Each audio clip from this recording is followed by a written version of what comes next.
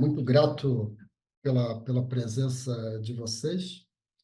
Sou o professor Fernando Marques, coordenador pedagógico do curso de pós-graduação em Gestão de Negócios de Energia Elétrica da FIA Business School São Paulo, né? Sejam todos muito bem-vindos ao webinar Metas Net Zero e Créditos de Carbono no setor de energia. Este evento ele faz parte de uma série de palestras e debates sobre o tema de energia, promovido pela coordenação da pós-graduação em Gestão de Negócios em Energia Elétrica da FIA Business School, né? E faz parte pertence ao nosso Programa de Gestão da Inovação e Tecnologia. A nossa próxima turma de pós-graduação em Gestão de Negócios de Energia Elétrica, ela está prevista para iniciar agora no início de setembro, e as inscrições estão abertas no site da FIA Business School. O nosso curso de pós-graduação ele tem duração de 360 horas, né? Ou seja, um ano. O nosso corpo docente é formado por professores que atuam no setor de energia, têm experiência em gestão de negócios em energia e possuem titulações robustas, né? Em nível de mestrado, doutorado e pós-doutorado. O curso ele está estruturado em 5 módulos e aborda a questão da energia em todas as suas dimensões: a dimensão econômica, de negócios, regulatória, ambiental, social, tecnológica. O tema de hoje, né, metas net zero e créditos de carbono no setor de energia, ele reveste-se de significativa importância, tendo em vista que o conceito de net zero foca na redução ou eliminação de gases de efeito estufa, a fim de desacelerar o aquecimento global e as mudanças climáticas, né? Ao mesmo tempo, o mercado de carbono é um mecanismo em fase de regulamentação no Brasil, né? Com o PL 182, né, de 2024, que tramita no Senado, né, para estabelecer o marco de mercados de carbono no Brasil, né? Então, esse nosso webinar, né, ele vai trazer informações, né, e que vai nos propiciar do que vier a ser aprovado pelo Senado realmente é coerente com as nossas expectativas, né? Bem, para tratar desse tema relevante, né, nós temos conosco aqui a nossa especialista, Elisa Guida, professora da FIA Business School, da nossa pós-graduação em Gestão de Negócios em Energia Elétrica, que desde já agradeço a sua presença, né? Sobre a Elisa Guida, de forma resumida, a Elisa é coordenadora regional de projetos da IETA, International Emissions Trading Association. Ela é mestre em planejamento energético pela Unicamp, engenheira ambiental pela Unifei, tem também uma especialização em mudanças climáticas e mercado de carbono pela Universidade Federal do Paraná. É consultora especializada em sustentabilidade, gestão climática e créditos de carbono. Bem, passo então a palavra para Elisa Guida. Elisa. Obrigada, Fernando. Boa noite. Obrigada pelo convite. É um prazer estar com vocês mais uma vez aqui. Bom, então, gente, boa noite. É um prazer recebê-los e tentar contribuir com a jornada de vocês. O tema de hoje é um tema que é bem atual, né? Muito tem se falado sobre o termo net zero dentro do grande termo mudanças climáticas, às vezes associados com o termo ESG. E o termo net zero, ele, de certa forma, está associado aos mercados de carbono, aos créditos de carbono, né? E o setor de energia, ele tem uma função dentro disso. E a gente vai falar um pouco hoje sobre por que que ele tem uma função dentro disso e quais os papéis que ele pode vir a ter, certo? Então, já dando início à minha apresentação, o Fernando já me apresentou, né? Então não precisa de uma reapresentação.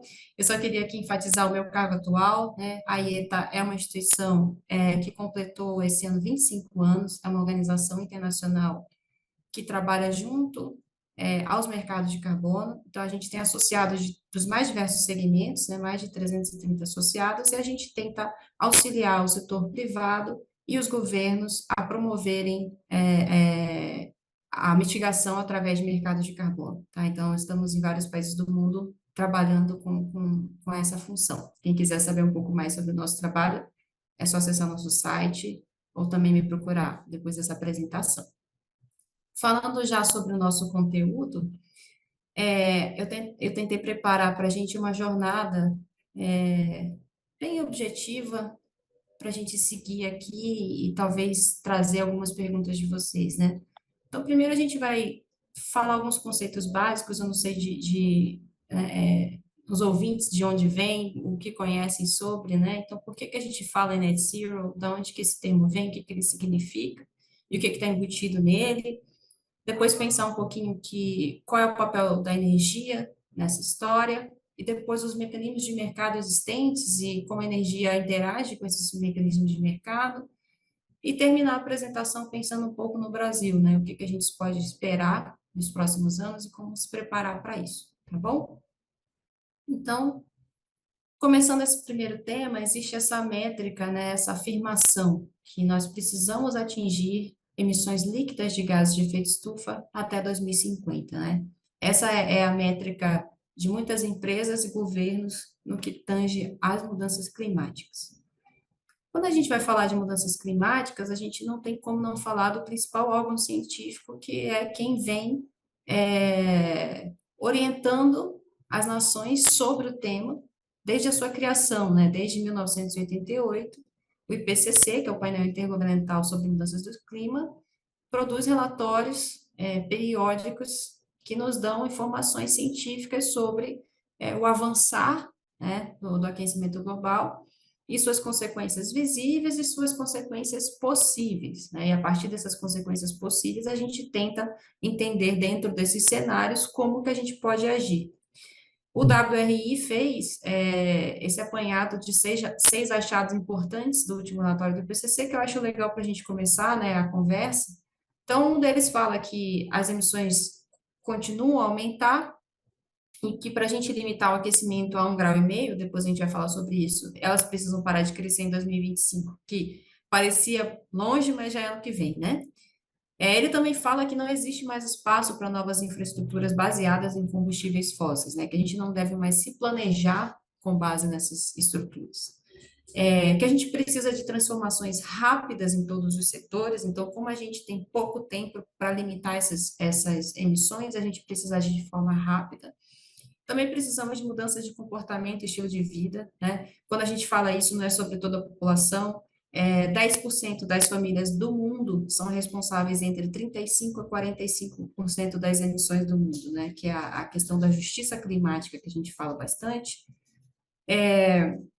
A gente também fala muito, principalmente nos últimos anos, sobre o papel da remoção de carbono, né? Então, para que a gente consiga atingir isso, tecnologias de sequestro de carbono, assim como soluções baseadas na natureza que podem remover carbono, são primordiais, e que o financiamento climático para mitigação deve ser de 3 a 6 vezes maior até 2030. Então, tem muito dinheiro envolvido para a gente conseguir mitigar a questão climática, e o Brasil passou recentemente por isso com a tragédia do Rio Grande do Sul, que a gente já vê os números que estão aparecendo para remediação, certo? Como que a gente chegou nessas métricas, né? Então, o IPCC fez o seu relatório falando do perigo dos 2 graus. Nós tínhamos um acordo vigente no mundo, que era o Protocolo de Quioto, que foi ratificado em 2005. Ele perdeu força e também terminou seu período de comprometimento em 2020. E a gente tem o Acordo de Paris, que foi concordado entre 196 países em 2015 e começou sua fase inicial aí em 2020, né? O Acordo de Paris, ao contrário do Protocolo de Quioto, que estabelecia quais países tinham metas a serem seguidas, então, a Convenção Quadro das Nações Unidas, né, a famosa UNFCCC, definiu os países que teriam metas e quais seriam essas metas. E aí o Acordo de Paris, ele tem uma outra forma de funcionar, né? Os países entregaram quais as suas contribuições, que a gente chama elas de NDCs. Então, ele é um acordo de baixo para cima. Ele está em fase de implementação e ele tem como esse objetivo principal fazer com que a temperatura do planeta se mantenha abaixo de 2 graus Celsius até 2030, com esse esforço adicional de que seja abaixo de 1,5 graus. Quando a gente fala do famoso 1,5 graus, tem esse apanhado de informações que é interessante para mostrar um pouco sobre a diferença, né?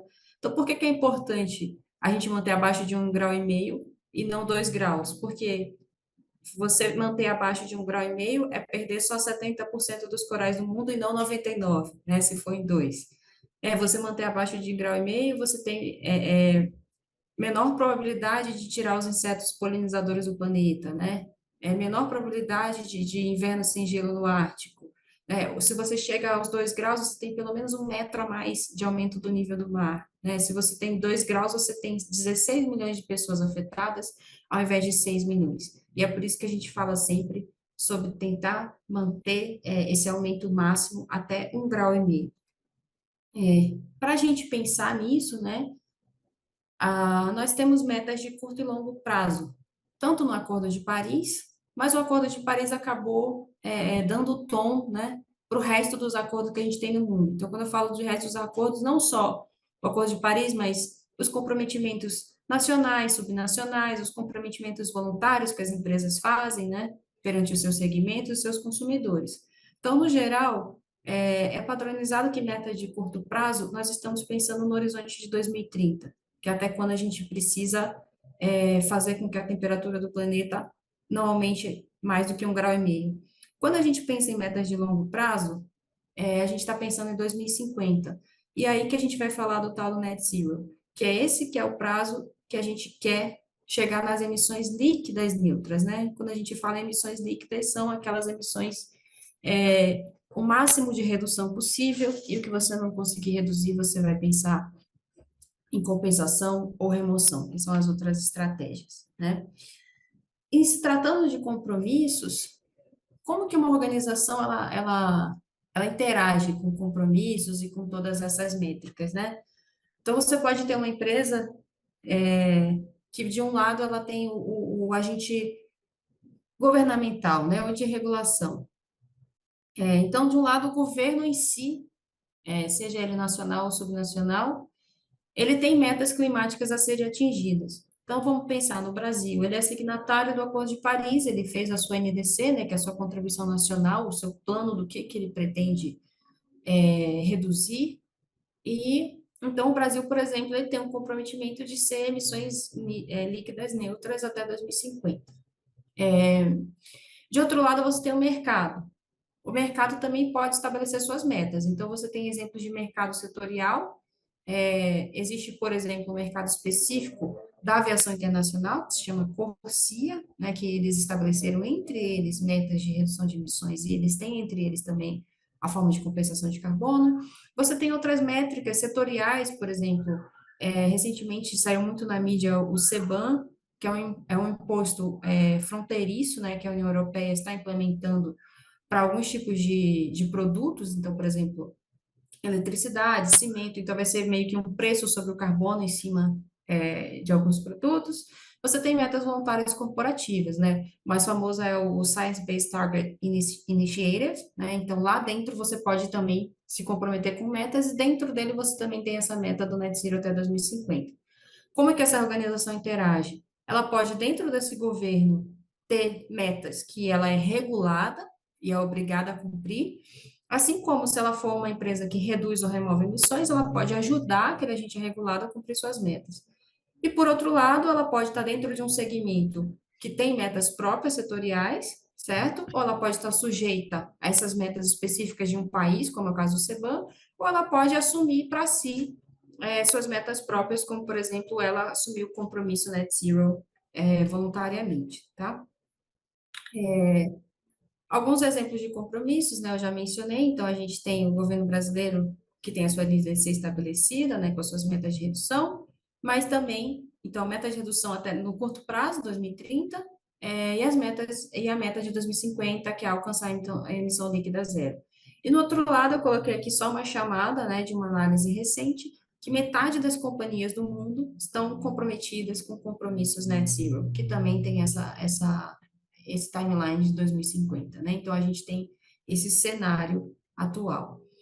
E para finalizar esse assunto sobre net zero, é muito importante a gente lembrar da famosa hierarquia da mitigação, né? Então, quando a gente pensa em net zero, quando a gente pensa em atingir uma meta específica e todas as melhores práticas do mercado, elas vão dizer isso, né? A gente tem que pensar em quais são as prioridades. Então, primeiro a gente tem que evitar uma emissão, né? Depois você tem que tentar reduzir uma emissão ou substituir ela por uma emissão menor, né? Se você já fez essas três coisas, você também pode fazer uma remoção, que é o caso das tecnologias de CCS, ou também remoção, por exemplo, na agricultura, você implementar práticas que removam o carbono do solo, por exemplo. E você, no final dessa cadeia, faz a chamada compensação, que é onde os créditos de carbono entrariam, né? Que é você usar uma atividade que já reduziu ou removeu emissões e colocar para dentro das suas métricas, da sua contabilização, tá? Então, essa é a hierarquia da mitigação. Bom, falamos então sobre o que que é, né, o contexto net zero, o que que é o contexto das mudanças climáticas, e como que a coisa da energia conversa, né, com tudo isso. Então, eu costumo dizer que o setor de energia, ele é tanto causa quanto solução, certo? Então, ele é causa por quê?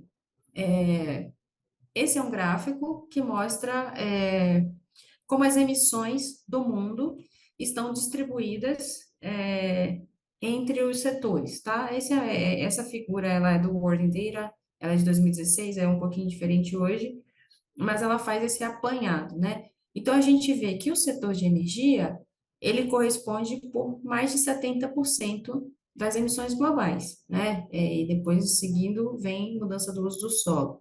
Dentro de energia, né, a gente sabe que a gente tem transporte, processos industriais, eletricidade, e que isso vai variar muito no mundo. A gente vai ver depois que o Brasil tem um gráfico bem diferente desse, mas no mundo esse é o setor que é mais responsável pelas emissões, porque é o setor que queima combustíveis fósseis, certo? Principalmente. Nesse caso, a energia é a causa, no sentido de que é o problema a ser atacado. Por que que ela também pode ser a solução? Porque é onde entra o que a gente chama de transição energética, né? É o segundo tema da noite, né? A transição energética que você conseguir mudar numa economia de baixo carbono, né? Então, a transição energética é vista como o ponto-chave dessa economia. A gente precisa, né, de investimentos de cerca de 5,7 trilhões de dólares por ano até 2030 para conquistar nossas metas de redução só no setor energético. Quando eu falo a gente, é o mundo. Essa é uma informação do mundo. Ao mesmo tempo, a transição energética e toda a tecnologia e apanhado de inovação que ela vai trazer, ela tem o potencial de trazer mais 85 milhões de empregos na área de renováveis e além de outras tecnologias relacionadas ao tema de transição até 2030. E fora isso, muitos países vão usufruir dos benefícios da transição se esses investimentos forem feitos. Então, quando a gente pensa em novas tecnologias e novas formas de se olhar para a energia, que não seja só em cima dos combustíveis fósseis, você tira o domínio, né, de quem tem esses recursos e você consegue gerar outras oportunidades. E quando você olha para o setor energético, muitas vezes você tem um custo, mas você também tem, ao longo do processo, uma melhoria de processo que pode trazer produtos mais eficientes, né? Então, por ser o maior emissor, é também o segmento que tem mais oportunidade nesse sentido tecnológico e de investimento, certo? Nesse ponto, se a gente pensa que precisa de investimento, né, e que tudo isso tem que ser feito de uma forma mais rápida, a gente precisa pensar em como financiar essa transição e como atingir essas metas que nós temos como mundo, né? E aí a gente entra na lógica dos mecanismos de mercado. Então, a ideia aqui é a gente pensar como que esses mecanismos de mercado podem financiar e potencializar parte dessa mudança, acelerar parte dessa mudança, certo? Quando a gente vai falar de mecanismo de mercado, eu estou sendo específica com mercados de carbono. E para começar esse assunto, a gente tem que pensar no motivo pelo qual o carbono tem um preço, certo? Então, na história do mundo, quando a gente trata de questões ambientais, a gente usa políticas públicas que a gente reconhece como de comando e controle, que geralmente são políticas que fazem obrigações legais, que se forem descumpridas, existem multas e consequências a serem cumpridas e elas existem agências de fiscalização. Então, essa é a forma que o mundo funciona sob a ótica do meio ambiente, sob a ótica de você cumprir os padrões de qualidade em meio ambiente, seja em resíduos sólidos, emissões poluentes atmosféricos, recursos hídricos e etc. e tal. Quando a gente entrou na criação de mercados, e aí não existe só o mercado de carbono, mas de outros ativos, a gente tenta trazer para a lógica do mercado o meio ambiente. Então, você dá um preço ao carbono para que você também, não só ao invés de multar alguém que tem uma emissão exacerbada, você consiga dar uma oportunidade para quem consegue evitar que aquilo aconteça ou reduzir aquele impacto no mundo, né? E aí você consegue mobilizar investimento, trocar investimento. O Banco Mundial faz anualmente um estudo sobre iniciativas de precificação dentro do mundo. Quando a gente fala de iniciativas de precificação, a gente não está falando especificamente de mercados de crédito de carbono, eles estão nesse bolo. Mas o que que a gente chama de precificação de carbono? Existem os impostos sobre carbono, que é quando de fato você estabelece um custo sobre cada tonelada de carbono gerada num determinado processo. Então, os impostos sobre carbono já existem desde a década de 90, acredito eu, principalmente surgiram na Europa, mas já tem em vários lugares. Aqui em nossas vizinhanças a gente tem na Colômbia, no Chile, e a gente está falando também dos mercados. E esses mercados a gente conhece como comércio de emissões, principalmente, né? Ou ETS, Emissions Trading Systems, é um termo bem comum. E esses comércios de emissões têm se tornado cada dia mais comuns, que são os mercados domésticos, certo? Então, segundo o último relatório do Banco Mundial, que foi lançado, deve ter aí um mês e meio, existem hoje 110 instrumentos de precificação de carbono implementados no mundo. Eles estão em 53 jurisdições nacionais e 40 jurisdições subnacionais. Em 2023, esse número significaria que 23% das emissões globais já estariam de alguma forma cobertas por esse apanhado de instrumentos de precificação que existem no mundo, tá? Quando a gente vai falar de mercado de carbono, eu trabalho com esse tema já faz 12 anos e muita gente tem uma opinião diversa ou até um conhecimento diverso, dependendo de onde ele veio a informação ou teve seu primeiro contato com isso. E tem uma definição de 2015 de Godoy e Sais, que é um estudo que eu gosto bastante, que traz essa definição, né? Que não tem um mercado de carbono único definido por uma única commodity, né? Que é um contrato, uma coisa que é exclusiva, específica. O que a gente chama de mercado de carbono, no geral, é um conjunto de várias transações por meio do qual os volumes de redução de emissões de gás de efeito estufa são negociados e esses mercados diferem no que diz respeito ao tamanho, formas e regulamentações. Então, todo esse conjunto de coisas a gente costuma chamar de mercado de carbono. Como eu acabei de falar, são 110 iniciativas de precificação no mundo, tá? Então, só para que fique claro de que não existe um mercado de carbono no qual está todo mundo ali participando ativamente, tá? E quais são as formas da gente precificar o carbono, né? Eu falei um pouquinho ali naquela apresentação, no slide anterior, mas aqui só para deixar mais claro, né? Se você tem um imposto sobre carbono é uma coisa, ele não tem unidades transacionáveis, ele é só o preço em cima do carbono que você emite, Se você tem mercado, é porque você tem unidades transacionáveis, e essas unidades transacionáveis vão ser chamadas de crédito de carbono, vão ser chamadas de emissões, vão ter diversos nomes. Se essas unidades transacionáveis estiverem dentro de um ambiente com metas obrigatórias, elas estão nos chamados mercados regulados. E a gente vai ter o que foi o mais famoso, que é o mercado europeu, que foi criado com o protocolo de Kyoto e se manteve, mas a gente tem diversos outros mercados, em províncias do Canadá, na Califórnia, na China, na Austrália, na Nova Zelândia, é, no México. A gente tem os mercados regulados setoriais, como é o caso da aviação, Corsia, e a gente tem outros mercados que interagem com carbono, por exemplo, de combustíveis, né? Então, aqui no Brasil a gente tem a Nova Bio, então não que seja um mercado per se de carbono, mas ele também tem unidades transacionáveis que têm como métrica o carbono. E os mercados voluntários são aqueles mercados que não têm métricas, né? Não têm essas obrigações. Então, os mercados voluntários, eles acontecem porque os chamados padrões voluntários, ou standards, eles criam regras e metodologias que permitem às pessoas, às empresas interessadas, a desenvolverem seus projetos e clamarem por aqueles créditos e depois transacionarem isso, seja interagindo com mercados regulados, ou seja, interagindo com empresas e organizações que querem voluntariamente compensar emissões ou coisas do tipo, ou tornar um produto carbono neutro, coisas e tal, né? No geral, o funcionamento de um mercado ambiental, ele envolve desenvolver uma atividade que seja capaz de mitigar e evitar impactos ambientais, né? Então, no caso do carbono, você vai desenvolver uma atividade que reduz, evita ou remove gás de efeito estufa, né, que a gente chama de carbono, mas é gás de efeito estufa. Ao desenvolver isso, você, dentro de um padrão, de uma metodologia, você quantifica e padroniza isso em tonelada de CO2 equivalente, e aí você tem o seu ativo ambiental, né? Ele é um ativo que você transaciona. Então, ele é uma moeda de troca para você cumprir, para quem compra, cumprir suas metas. Ele dá um benefício direto, né, a quem desenvolve o projeto. Então, de você fazer um projeto, pode ser vários stakeholders, né? Pode ter um investidor, pode ter o consultoria, pode ter a pessoa que está implementando a atividade em si, pode ter uma comunidade envolvida.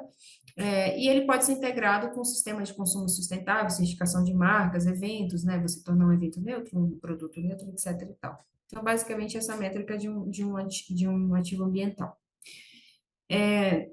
Muitas críticas vêm sendo feitas aos mercados de carbono, e não é de hoje, e por vários motivos, no sentido de que existem pessoas que entendem que eles não têm uma contribuição efetiva. Embora algumas das críticas façam sentido em casos específicos, né, é importante frisar que os mercados de carbono, eles são de fato importantes no contexto mundial. Então, eu trouxe aqui três coisas legais para a gente expor, né? Então, os mercados de carbono, eles de fato têm o potencial de diminuir o custo de mitigação e aumentar e acelerar a ambição climática, né? Então, esse estudo que a IETA publicou com a Universidade de Maryland fala que, através do mercado de carbono, é possível reduzir os custos para atingir as NDCs em cerca de 50 bilhões de dólares por ano até 2030, que o mundo pode economizar cerca de 21 trilhões de dólares entre 2020 e 2050.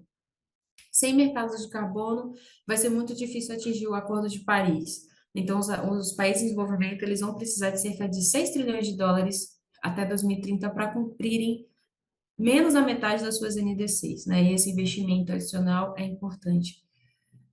E os mercados de carbono, eles envolvem muitos stakeholders na ação climática, então, ele é importante para disseminar isso também. Então, vai desde empresa, governos, consultores, bancos, comunidades, povos tradicionais, instituições de ensino, etc. Então, por isso, né, são três motivos da sua relevância no mundo. Existe uma interação entre mercados que é importante a gente entender. Então, a gente pensa um pouco no âmbito internacional, por exemplo. Antes a gente tinha o protocolo de Kyoto, agora a gente tem o Acordo de Paris. Então, o Acordo de Paris, ele tem duas funções. Uma delas é fazer com que os países tenham suas NDCs, né, e reportem para o cumprimento das suas metas, né. Mas ele também tem essa função de ser um esforço global para tentar atingir essas ambições. E ele tem uma série de questões, né, de financiamento, de fundos de adaptação, mitigação, então ele é bem completo nesse sentido. Mas no tocante à oportunidade de mercado, ele tem o famoso artigo 6. E dentro do artigo 6 a gente tem duas tratativas, o artigo 6.2 ele define acordos bilaterais entre países, então ele permite, né, ele está em fase de implantação, ainda está bem incipiente ainda nessa questão de testes, mas basicamente é um país negociar com o outro, ou uma organização dentro de um país negociar com uma de outro país, para fazer uma atividade, promover uma atividade em outro país que seja capaz de reduzir ou remover emissões e contar isso dentro das suas metas. Então, às vezes, é um país que precisa muito de uma tecnologia, por exemplo, eu quero fazer ônibus elétrico no Vietnã. Eu mando tudo para lá, faço tudo para lá, eles implementam um projeto e a redução de emissões daquele projeto vai contar nas minhas métricas, sei lá, aqui do Reino Unido, certo? Essa é a opção do artigo 6.2, que está gerando muita discussão, está sendo negociado, inclusive na UniFCCC, e está nos seus primeiros passinhos de como vai ser de fato implementado. E o 6.4 é mais incipiente ainda não está operacionalizado, que é de fato a criação de um novo mecanismo de mercado, como foi o MDL no protocolo de Kyoto. Então, é algo que também está bem para trás ainda, mas seria o novo mercado global de carbono. A gente tem os mercados domésticos, como eu já mencionei, os impostos sobre carbono, e a gente tem os mercados setoriais, correndo por fora os mercados voluntários. Como que esses mecanismos interagem? Então, os mercados domésticos, eles ajudam os países a suprirem as suas metas nacionais, que vão ser portadas para o Acordo de Paris. Os mercados domésticos também podem interagir com os mercados setoriais, então os mercados, por exemplo, um setor que esteja dentro do mercado doméstico pode, dentro do seu mercado setorial, atingir uma meta e reportar dentro do mercado doméstico. Os mercados voluntários podem interagir com esses três mercados a depender do que é permitido, né? Então, por exemplo, tem na Califórnia, que tem um mercado específico deles, você pode usar offsets, que são os créditos dos mercados voluntários, para cumprir até 8% das metas. Tem mercados domésticos que não permitem isso. No Corsia, é permitido você usar offsets para atingir parte das suas metas. Então, existe uma interação entre esses mercados, tá? E onde que o setor energético se enquadra, né? Então, assim, o setor energético hoje, ele está presente em todos os mecanismos de comércio de emissões do mundo. Por ser o principal emissor, obviamente ele está regulado em todos os mecanismos de mercado que hoje existem no mundo. Ele já foi o principal fornecedor de créditos na época do mecanismo de desenvolvimento limpo, né? Então, a energia era sempre a maior geradora de créditos, e também no mercado de voluntário de crédito de carbono. Porém, o setor energético, principalmente sob o ponto de vista de fontes renováveis, está sofrendo restrições no desenvolvimento de novos projetos, principalmente nos padrões voluntários.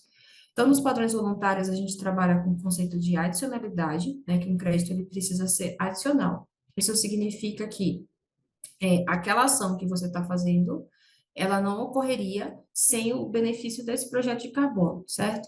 Então, por exemplo, não ia ter essa torre eólica aqui se não fosse pelo benefício do crédito de carbono, ou ainda é uma tecnologia que precisa de muito incentivo, né?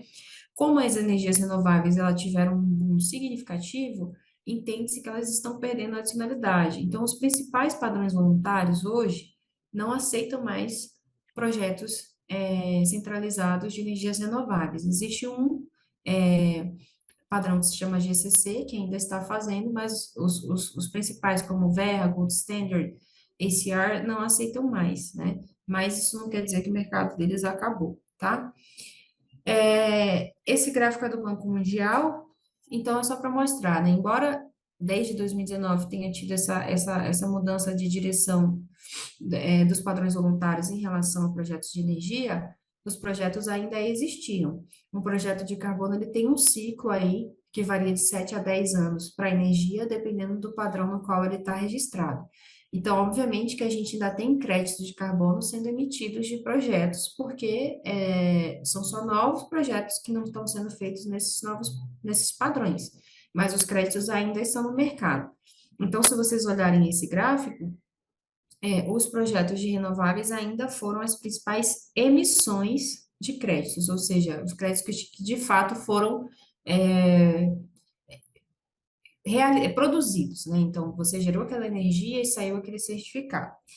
Esse número é um pouquinho menor quando a gente fala de registros, né? Novos projetos. Então, novos registros, a gente não tem mais uma presença tão grande de energia renovável. Por exemplo, em 2020 você tinha esse laranja, que é energia renovável enorme, e começou a diminuir. Isso tem a ver com essas restrições, então estão vindo em outros padrões, e a gente está tendo agora uma visibilidade maior de outros tipos de projeto, principalmente esses dispositivos comunitários, né, que são os fogões ecoeficientes e ecofogões, e a parte de mudança do uso do solo, que a gente tem os projetos de conservação, também chamados como projetos de RED+, e projetos de reflorestamento ou agricultura regenerativa, tá? Então, só para mostrar que são menos projetos registrados, mas ainda são os principais projetos emitidos. Em relação a preço, a gente sempre tem flutuações no mercado de carbono. Essa é uma fonte pública, que é do Ecosystem Marketplace, mas é uma fonte com base em entrevistas, então ela não é uma representação muito exata do mercado. A maioria dos dados de preço, eles são privados dentro das exchanges, né? Mas ele mostra mais ou menos aí uma média de preços, e a gente tem, por exemplo, que o preço médio para energia renovável foi de 3,88 dólares um crédito de carbono, enquanto que tem outros valores, igual o de floresta, que foi bem superior, que é o comportamento que tem sido observado, né? Uma preferência por créditos de soluções baseadas na natureza. Bom, pensando nisso, né, já para a gente ir finalizando, o que que a gente pode pensar para o Brasil, né, dentro desse cenário como um todo, e pensando mais no foco de energia? Então, primeiro a gente tem que entender qual que é o nosso perfil. Então, o Brasil, ele tem uma distribuição de emissões muito diferente daquela que eu apresentei para o mundo, né, em que 73% das emissões, elas vêm do setor energético. Então, se vocês verem esse gráfico, a energia, ela é o vermelhinho, a agropecuária é esse amarelinho, e a mudança do uso do solo é o verde, né? Então, acho que é sabido que aqui no Brasil o nosso principal problema é com o desmatamento e agropecuária, no sentido de emissões, e que a energia, na realidade, se a gente for pegar o último número que saiu, esses dados é do Observatório do Clima, eles têm uma plataforma chamada CEEG, que é uma das principais referências que a gente tem. Então, o setor energia aqui no Brasil, hoje, ele corresponde por 27% das emissões nacionais, né? E a maioria disso é atribuída ao setor de transportes e indústrias, tendo em vista o alto grau de renovabilidade da nossa matriz elétrica, certo? O Brasil, ele sempre foi bastante ativo no mundo em termos de mercado de carbono. O primeiro projeto do mundo do MDL foi do Brasil, inclusive. Então, ele participou do MDL e ele foi o terceiro provedor de créditos de carbono do MDL, sendo a maior parte desses créditos relacionados a, às energias e também tanto de biomassa, muitas usinas, principalmente de cana, foram registradas, como todas essas usinas de eólica, solar, ainda chegaram a pegar o MDL, também teve outras coisas de eficiência energética, substituição de combustíveis, etc. e tal. Ele está no mercado voluntário, então não é que o Brasil é signatário do mercado voluntário, é que organizações e empresas brasileiras, né, instalações brasileiras têm projeto em diversos padrões do mercado voluntário, e ele sempre aparece aí entre os 5 primeiros operadores do mercado voluntário, apesar de que hoje ele está muito forte na parte florestal, mas a parte de energia ele também sempre foi muito relevante, atrás aí da Índia e da China principalmente. Ele é signatário do Acordo de Paris, ele já vem estruturando as suas recomendações e as suas métricas para o artigo 6, né, como é que ele vai funcionar, como que os acordos bilaterais vão acontecer. Então, de forma geral, é um país que sempre esteve muito dentro desse contexto. E o mais importante, eu acho, agora, é que ele está, enquanto falamos, né, estabelecendo o seu sistema brasileiro de comércio de emissões, que nada mais é um ETS, né, um Emissions Trading System, também conhecido como Cap and Trade, né? Então, ele vai ter o seu mercado doméstico, que é uma coisa que já vem sendo falado há muito tempo, mas nunca de fato veio para o papel. Então, a gente tem, desde o ano passado, avanços muito relevantes nesse sentido. A gente chegou a ter, em 2022 ou 21, agora eu não lembro, um decreto tentando viabilizar o mercado aqui nacional, mas não foi para frente. Mas desde o ano passado, a gente tem tido uma atividade muito relevante em relação a isso.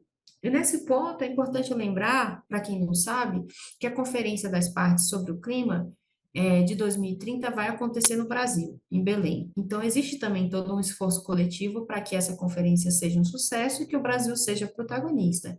E ter esse mercado funcionando seria uma grande vitória.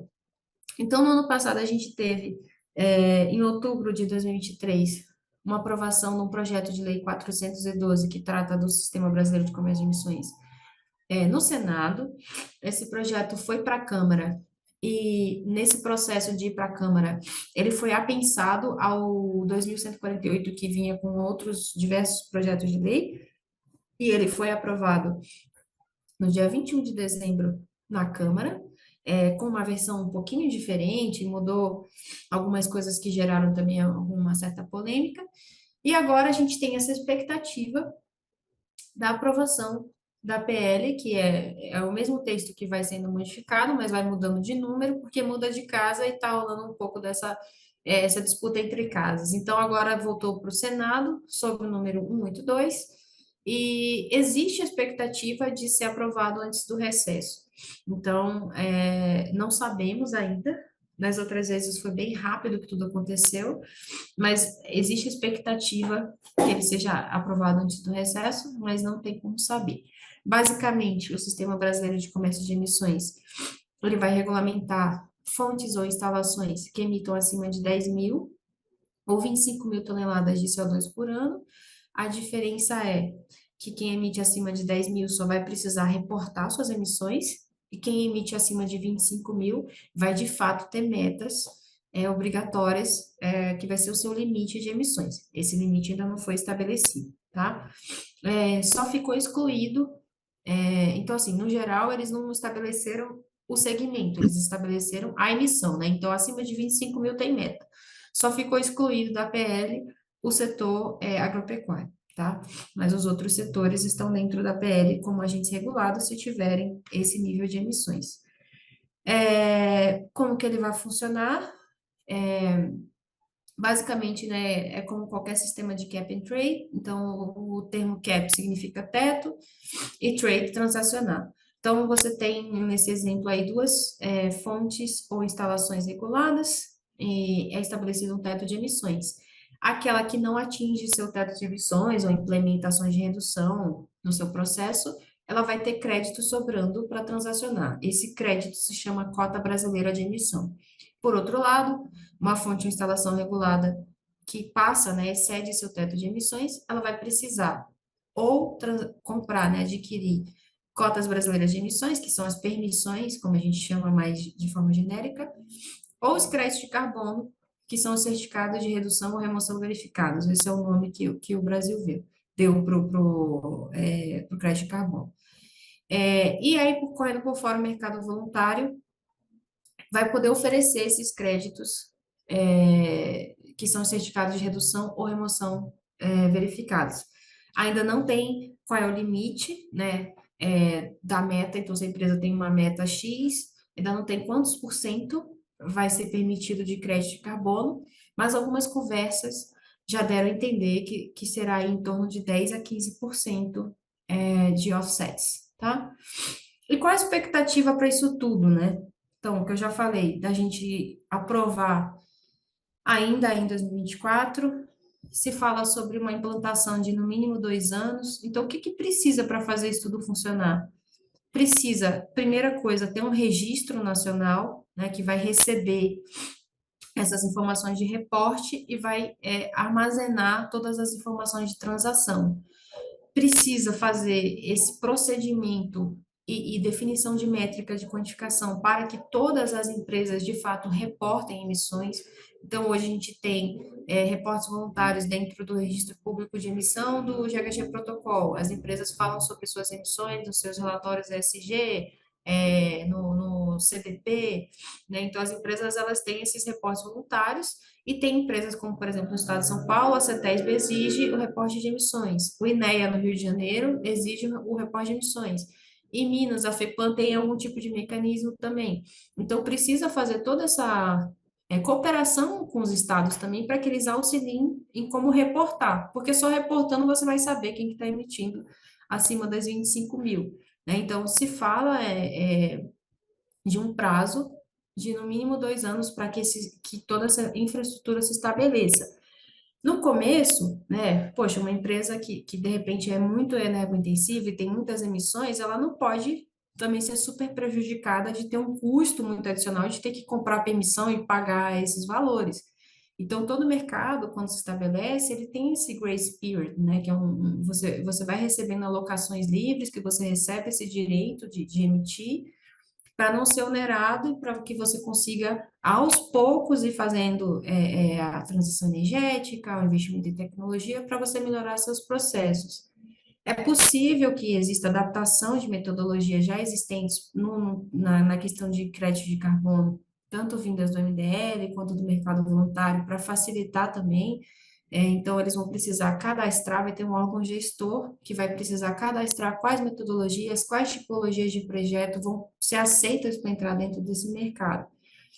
E a expectativa é que a chegada desse mercado vai vir alavancar oportunidades para a indústria, seja ela qual for, né? Então, o preço sobre o carbono, ele vai diminuir o tempo de você adotar uma tecnologia. Então, você, sei lá, às vezes no seu planejamento estratégico, queria testar CCS daqui a X anos, mas se você está de frente com uma possível custo adicional por emitir mais, talvez comece a valer a pena você adotar essa tecnologia, e quem começar a adotar tecnologias de redução e remoção também vão poder ganhar dinheiro dentro do mercado, né? Então, é essa dinâmica que possivelmente vai acontecer.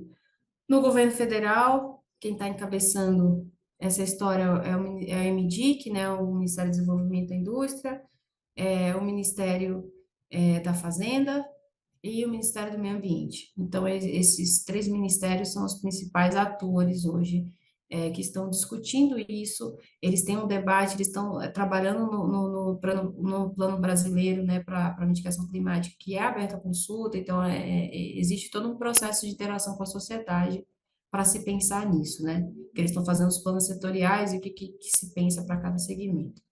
Então, só para finalizar a ideia aqui desse breve webinar, né? O que a gente falou, né? Que a gente tem, de fato, uma corrida net zero real, né? A gente vê isso em todo lugar, seja dentro de regulações ou seja dentro de métricas voluntárias que as organizações estão assumindo.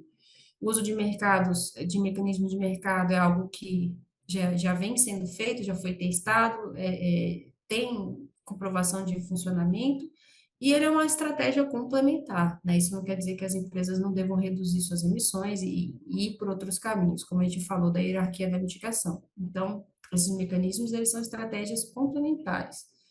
E as organizações precisam se antecipar e entender os desdobramentos das possíveis regulamentações. Então, ok, a PL ainda não passou, mas ela vai passar, porque é algo que o país está visando, não se fala em outra coisa, o mundo todo está olhando para o Brasil, então ela vai passar. E o Brasil, com o potencial que tem dentro de energias renováveis, tem muita coisa para oferecer para o mundo, então ele tem que, de fato, estar atento. E como eu já falei, não esquecer, a próxima COP é no Brasil, nós somos a bola da vez, e muita coisa pode acontecer até lá. Então, quem se interessa pelo tema, tem que ficar de olho nesses próximos meses, até novembro de 2025, quando essa COP vem para Belém.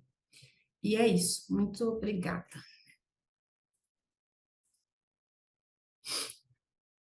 Bem, após essa fantástica apresentação da Elisa, né, sobre o mecanismo de net zero e o mercado de carbono, né? Uma apresentação com muita desenvoltura. Vamos às perguntas, porque temos várias perguntas interessantes. O Bruno pergunta: existe perspectiva de aumento do valor de crédito de carbono? Haja vista que atualmente é algo em torno de US$ 3,40 por tonelada de CO2.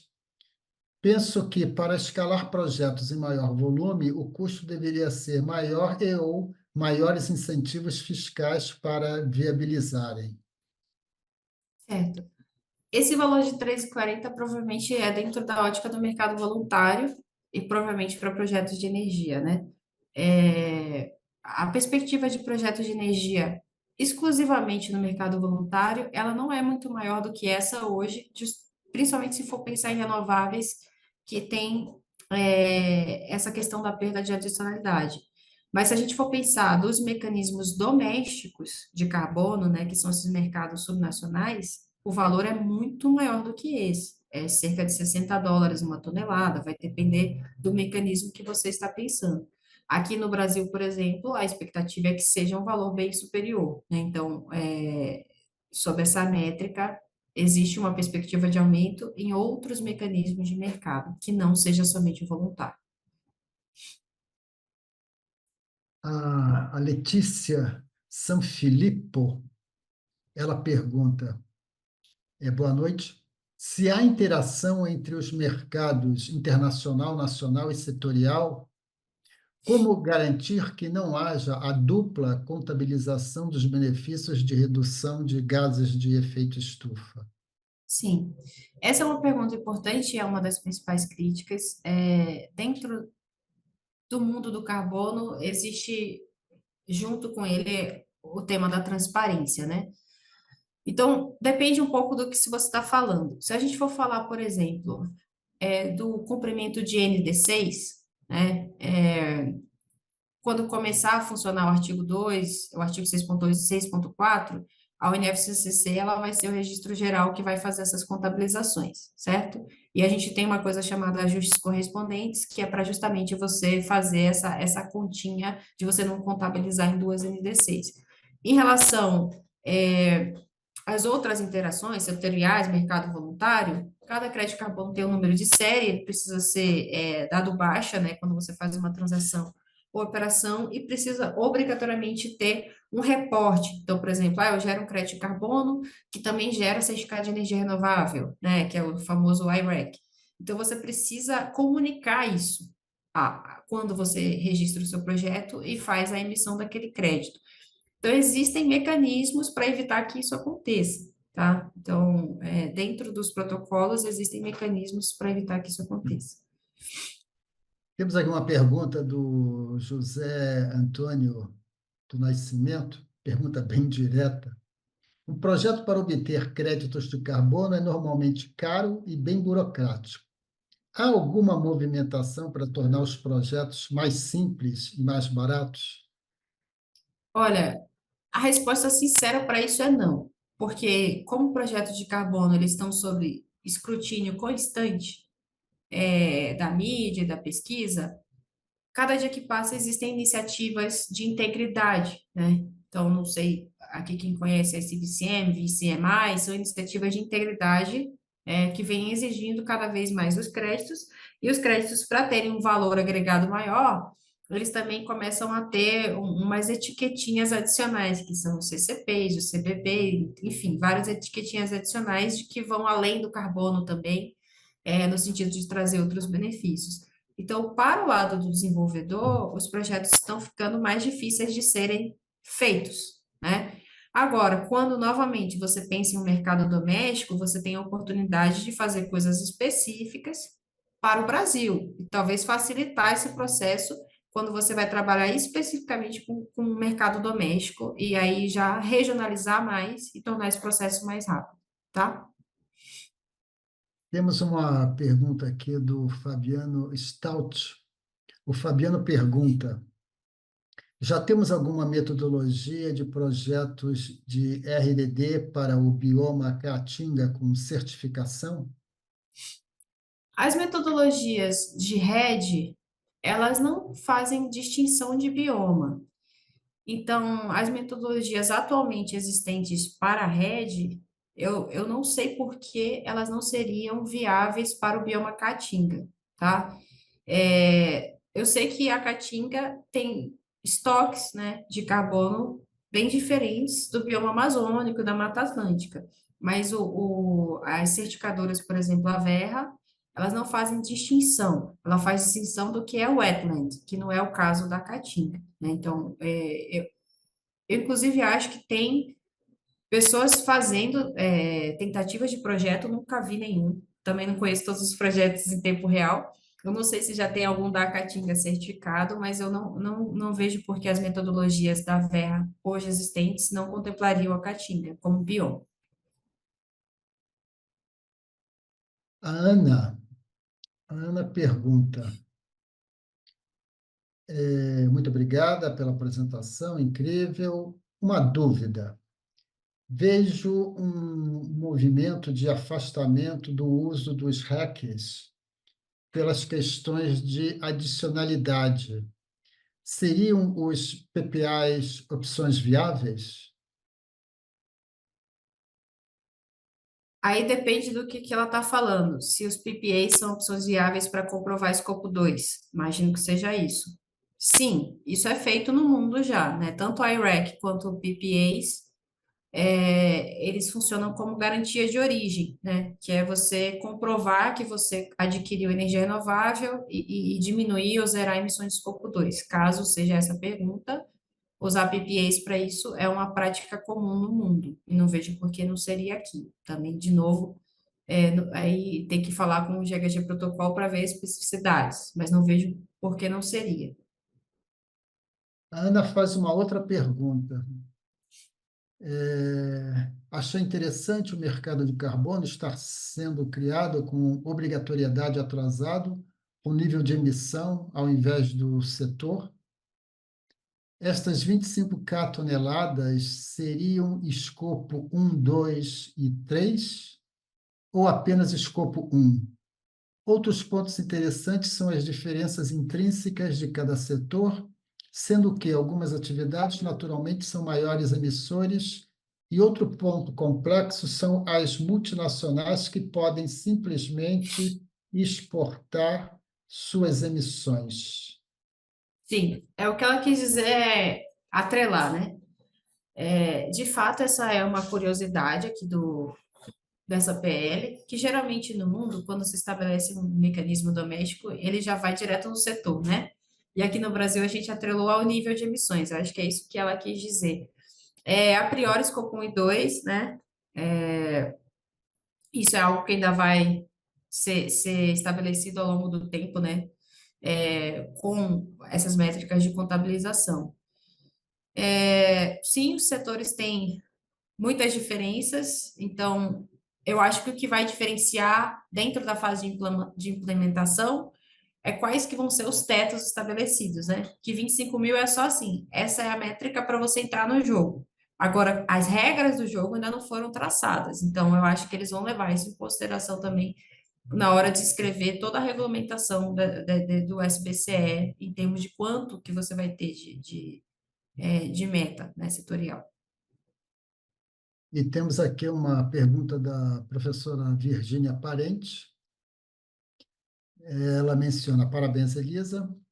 Como você vê o desenvolvimento dos projetos de hidrogênio verde no Brasil, neste contexto de redução de emissões e de metas cada vez mais fortes para segmentos como aqueles, por exemplo, ligados a combustíveis de aviação?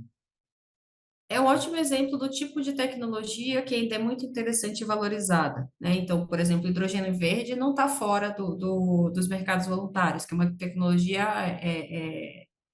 muito inovadora, assim como tecnologia de CCS, né? Então, é uma das oportunidades, né? E é uma das oportunidades que o Brasil está liderando. Então, eu vejo com muito bons olhos e acho que vai ser uma das grandes promessas né, dentro do contexto energético do Brasil nos próximos anos. Tem uma pergunta aqui do Rafael ligado à BNT. Ele pergunta qual a importância da BNT PR 2060 neste mercado para a certificação de créditos de carbono. E ele acrescenta: a certificação independente de terceira parte, a BNT PR 2060, através de tokens Lei 14.488/22, podem ser registrados para comercialização? Eu não conheço essa BNT, e eu não sei o que ele está chamando de certificação independente, né? Então, se é só você, talvez, fazer uma ação que reduz a emissão, registrar com uma certificadora independente e transformar em token, se é isso, não é uma prática tão aceita no mercado, diferente de você ter um projeto dentro de um padrão, que é um padrão aceito pelo mercado, e tokenizar isso. Isso já é feito, né? Então, eu não sei qual é, de fato, a pergunta, tá? Mas usar tokens é uma coisa que já se faz. Eu sei que a Verra lançou um parecer sobre tokenização, né? Ela travou um pouco a tokenização para ela conseguir entender como que isso está acontecendo, porque basicamente o que que ela faz? Ela pega 1 tonelada de crédito de carbono e desconstrói ela em outras microtoneladinhas, né? E faz os tokens, e a Verra estava tendo problemas com essa contabilização e travou isso. Mas crédito de carbono vem sendo tokenizados faz bastante tempo. Então, eu sinceramente não conheço a BNT para conseguir responder essa pergunta. Temos aqui uma pergunta do Daniel. Boa noite, Elisa, e boa noite, Fernando. Parabéns pela palestra. Qual agência regularia o mercado de carbono brasileiro, considerando que ele seja regulado até o final de 2024 e instrumentalizado em 2 anos até 2026? Ou a legislação prevê a criação de uma agência específica para isso? Ela chama essa agência específica de órgão gestor, tá? Ela dá algumas atribuições ao Ministério de Meio Ambiente, como, por exemplo, de credenciar metodologias, etc. e tal. Então, ela dá algumas atribuições ao Ministério de Meio Ambiente e Mudanças Climáticas, mas ela estabelece a criação do órgão gestor, que eu ainda não sei de onde virá. Ele fala lá que vai ser composto por XYZ, tá? Mas é um órgão específico, separado, que vai ser quem vai coordenar esse mercado, interagindo com os ministérios. Bem, vamos à última pergunta. O Mauro Sobi, ele pergunta: imagino que um projeto de redução de emissões possa, inicialmente, resultar em um aumento momentâneo de emissões. Haveria algum mecanismo que poderia isentar a empresa desse aumento por conta de uma redução futura? Tenho minhas dúvidas se, É, o mercado, se eu haveria não, aumento das eu não, eu emissões. não, eu não saberia dizer que projeto aumentaria emissões em uma fase inicial, mas eu vou tentar pensar, pensando um pouco assim, no mercado doméstico, tem empresas que não vão conseguir diminuir suas emissões de cara e vão precisar de um tempo para reduzir emissões, certo? Eu vou pensar nesse cenário, não sei se é essa a pergunta dele, mas nesse cenário o que se faz é conceder alocações, né? Então você mapeia quem são os principais emissores, quem vai ter mais trabalho para conseguir chegar nas métricas, e você aloca permissões. Então você concede a essa empresa o direito de emitir por um tempo determinado para que ela tenha essa cadência na entrada do sistema. Então, essa é uma forma que os mercados têm e que o SBCE já prevê. Agora, especificamente sobre a sua pergunta, eu não consegui imaginar qual projeto aumentaria emissões antes de reduzir. Bem, pessoal, infelizmente, precisamos chegar ao final dessa maravilhosa apresentação, né, da Elisa. E antes de encerrar, eu pediria, então, que a Lisa deixasse uma breve mensagem para o nosso público, Elisa, uma Tá certo. mensagem inspiradora.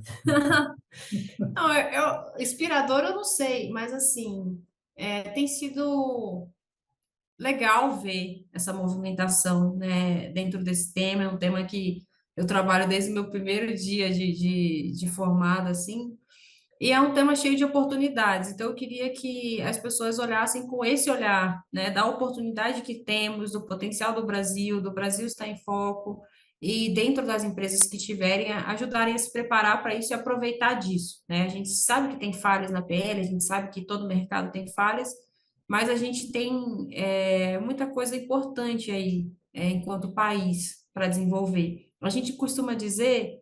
é, que o Brasil não perde a oportunidade de perder uma oportunidade, né? Então, assim, não vamos parar com isso, né? Vamos tentar parar de brigar internamente. A gente tem um monte de coisa para oferecer lá para fora. E então vamos tentar seguir nesse caminho, né? Então, se é esse o texto que a gente tem, vamos trabalhar em cima disso e tornar isso o melhor possível, sabe? Para que a gente consiga atingir nossos objetivos.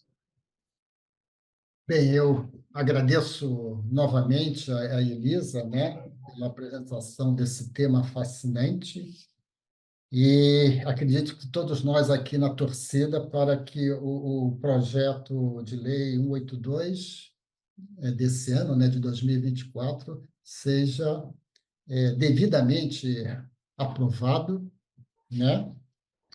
E então eu, em nome da coordenação do projeto, do programa de pós-graduação em gestão de negócios de energia elétrica, gostaria de agradecer, né, ao público aqui presente e lembrar que a nossa próxima turma, da qual temos a satisfação de termos a professora Elisa como a nossa professora da disciplina de mercado de créditos de carbono. Nossa turma, então, terá início em setembro e as inscrições estão abertas no site da FIA Business School.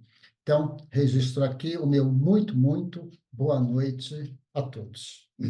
Boa noite, muito obrigada. Tchau, tchau. Tchau, tchau.